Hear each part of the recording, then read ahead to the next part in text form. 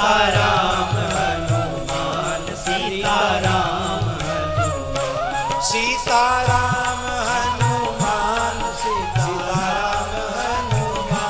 सीताराम हनुमान सीताराम हनुमान सीताराम हनुमान सीताराम हनुमान सीताराम हनुमान सीताराम हनुमान सीताराम।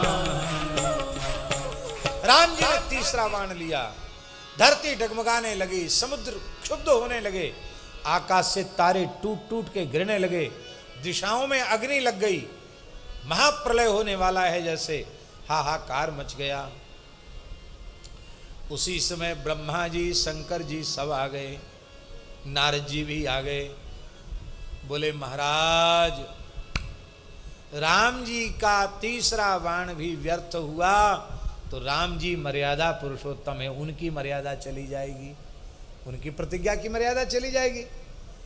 और यदि नाम तीसरे बाण ने काशी नरेश का अनिष्ट किया तो युगल नाम और साथ में परम भक्त हनुमान जी के नाम की मर्यादा मिट जाएगी। महाराज नाम की मर्यादा भी रहनी चाहिए और आपकी भी मर्यादा रहनी चाहिए। राम जी बोले कोई बात नहीं, हम तो गुरु जी प्रसन्न हो जाएं तो सब ठीक है। तो गुरु जी के अपराध का दंड दे रहे थे। नारद जी ने कहा बस चेला अब अवसर है, सीधे पड़ जाओ विश्वामित्र बाबा के चरणों में।